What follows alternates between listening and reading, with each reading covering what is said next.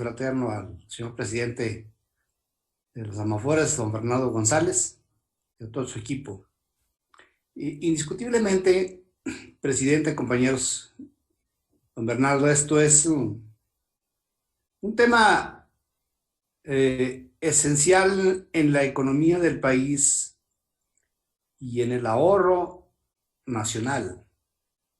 Entiendo que en los datos que nos has dado, que a mí la presentación del presidente me ha gustado mucho.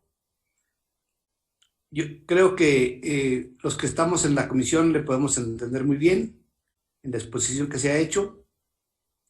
Pero el primer comentario es, ¿cuánta posibilidad hay de que no los 66 millones de cuentas, los propietarios, pudieran tener este tipo de información?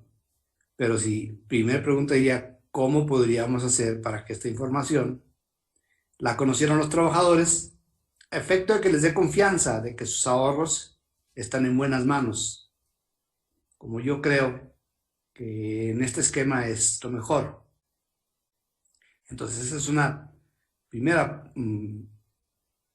pregunta que me gustaría hacer. ¿Cómo hacer para que los trabajadores conozcan lo que tienen y luego sus derechos, las ganancias, porque eso es un atractivo, o las plusvalías? Tú decías, Bernardo, que más o menos, quitando la inflación, la ganancia ha sido del 5%, un poquito más. Pero hubo un tiempo en que era más, ¿no? Eran 8 o 11%, aún quitando la inflación. Ha ido bajando. Para mí ha ido bajando, desgraciadamente, en deterioro de la acumulación de capital para el retiro de los trabajadores.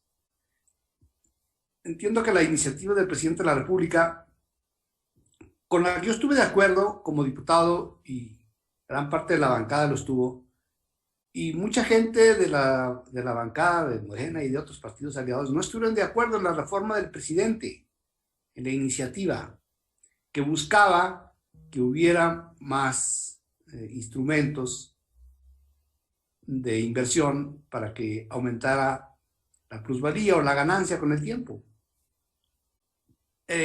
La aprobamos en la Cámara de Diputados, prácticamente en sus términos, como la mandó el presidente, y luego se regresó de la Cámara de Senadores. ¿Qué opinión tienes, Bernardo, en relación al regreso? ¿Y qué pediría la AMAFORES para que esta reforma pudiera ser ya aprobada y mandada para que el presidente la publicara? Primero, si esa es una reforma suficiente, para muchos no, para mí no. Y entonces entra una segunda pregunta. ¿Qué reforma necesita este sistema para que sea más atractivo para los trabajadores que están ahorrando? O sea, ¿qué reformas? Porque si dice, bueno, es una reforma chiquita, se hace falta una gran reforma, y entre eso estás tocando tú semanas de cotizaciones, la posibilidad más franca de ahorrar voluntariamente, y aprobamos, si no estoy mal, si no mis diputados me van a corregir, mis compañeros diputados, de que todo el ahorro voluntario lo puedes hacer cuando quieras y lo puedes retirar cuando quieras, que no tiene que entrar a la restricción, digamos, de que estés desempleado o tengas más de 65 o que pase cierto tiempo, sino que puedas disponer directamente de tus ahorros que hiciste voluntariamente. Entonces, por ejemplo, ¿cuál es la utilidad si tenemos menos semanas de cotización? Si eso sirve en realidad, si es conveniente para los trabajadores. Ahorita que tú estás diciendo que se han retirado recursos, que trabajadores han cobrado sus ahorros, ¿cuánto están cobrando, Bernardo? ¿Cuánto está cobrando un trabajador actualmente? ¿Cuánto puede disponer en este momento en el que la incertidumbre pudiera hacer que hubiera muchos trabajadores desempleados? Se habla de camadas o generaciones. Las generaciones que pueden disponer de dinero, ¿de cuánto dinero pueden disponer? ¿Y cómo pueden disponer, estrictamente hablando, es cuánto y cómo pueden disponer de ese dinero, qué tienen que hacer los trabajadores para recibir ese dinero. Y entonces, si se puede retirar de su fondo de retiro, de sus ahorros voluntarios, pero no lo relacionado con el Infonavit. Entonces, ¿qué pasaría con el Infonavit para muchos trabajadores que ni tienen casas, ni van a construir, y entonces tampoco, a lo mejor nunca tienen la posibilidad, y entonces ese dinero, ¿qué va a pasar? O sea, es un ahorro que a lo mejor nunca vas a usar. O sea, ¿qué se puede hacer con ese ahorro para que los trabajadores, o sea, es su ahorro para vivienda, sí, pero porque lo establecimos en la ley o se estableció en la ley, pero a lo mejor muchos trabajadores no quieren un ahorro para la vivienda y se les va a quedar ahí. Entonces, ¿qué es lo que va a pasar o qué puede pasar con esto para fines prácticos? E insistiría mucho en que a mí en lo personal me gustaría saber cuál es tu visión de qué reformas debemos hacer. Porque claramente yo creo que con el tiempo va a ser inevitable una posición de este esquema es funcional contra una visión de este esquema no es funcional. Aquí se ha dicho en la comisión, por integrantes de la comisión y en la Cámara de Diputados se ha dicho con toda claridad que este esquema va a tronar, que este sistema no va a funcionar. Hace año y medio decían que en 3 años esto ya iba a tronar. Bueno, ya pasó un año y medio, pero seguimos recibiendo un 5% de ganancia en las plusvalías, pero vemos que algunos países se han regresado y eso dice, bueno, este esquema no va a funcionar, ya no va a funcionar más, no puede. Última pregunta, ¿puede pagar el esquema con los ahorros que tiene? ¿Puede pagar los ahorros a los 66 millones de cuentavientes, a los ahorradores? Y ahí, junto con pegado, si dentro de los 66 millones, 67 millones, todas las cuentas tienen nombre y apellido o hay algunas que no. Para mí sería todo y me ha gustado mucho la presentación porque es detallada, ojalá la podamos tener. Y estas son mis preguntas, Presidenta y don Bernardo. Muchas gracias. Muchas gracias por los comentarios. ¿Cómo podemos hacer para que los trabajadores conozcan esta información? Estamos haciendo una campaña muy importante, diputado, para darle a conocer a todos los trabajadores de nuestro país. Son diversas estrategias. Sí creo que hemos tenido un pendiente muy grande ahí, tanto las autoridades como el propio gremio, para acercarnos más a los trabajadores, para dar a conocer todas estas cosas, y se han generado una serie de malas percepciones sobre los rendimientos, sobre las comisiones que ya comentaba en la exposición, y también sobre los derechos que tiene el trabajador, como el retiro parcial por desempleo.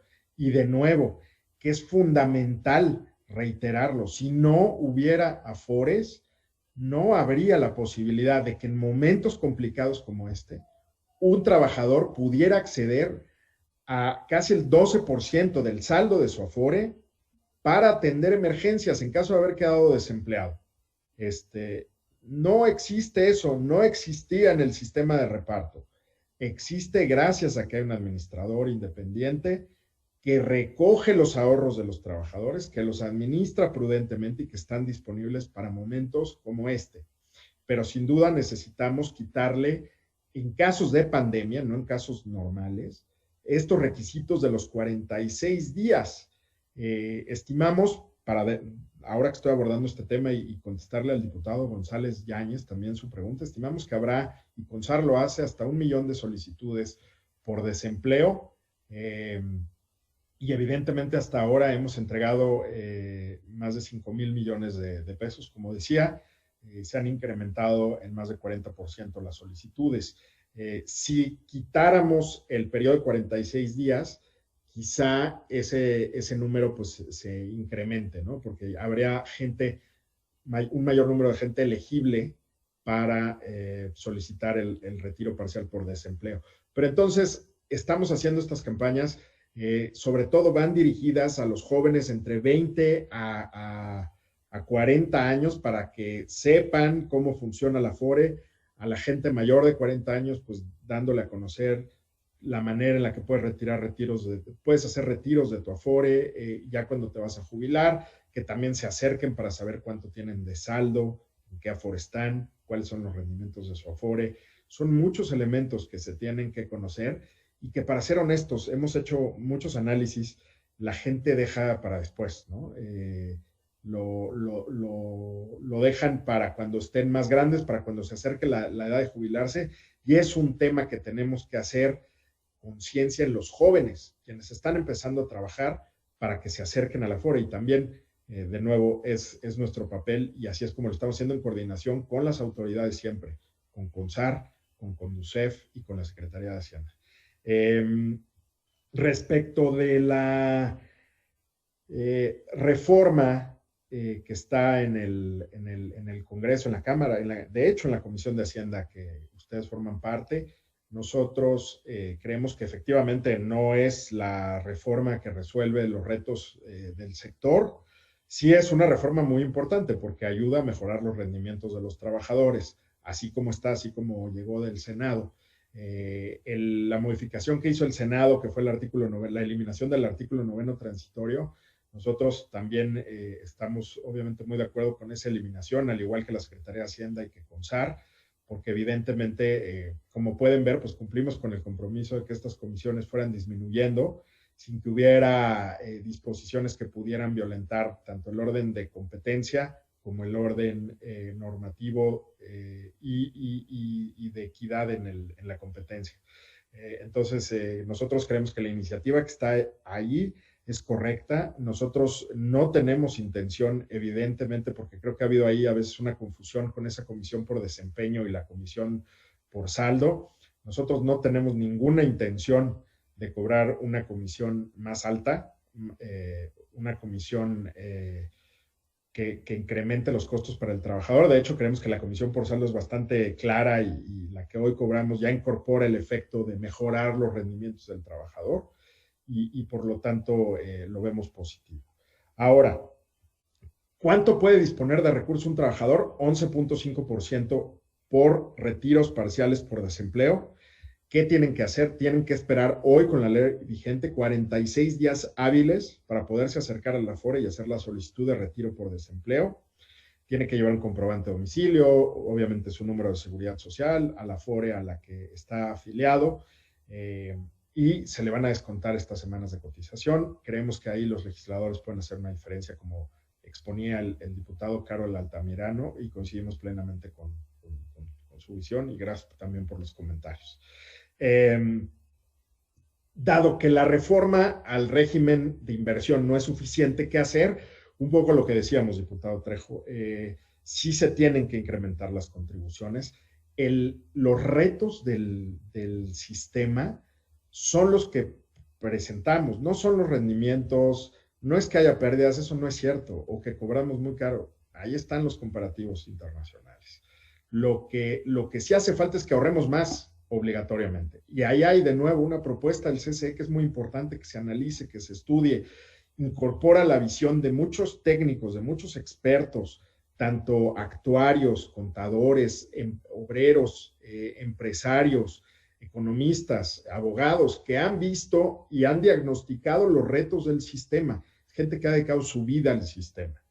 Y las propuestas están ahí, son propuestas pragmáticas, transitables en lo financiero, que no le representan cargas adicionales al gobierno ni a los trabajadores. Vale la pena de veras analizar esa propuesta del Consejo Coordinador Empresarial, y que también tiene el apoyo de distintos sindicatos.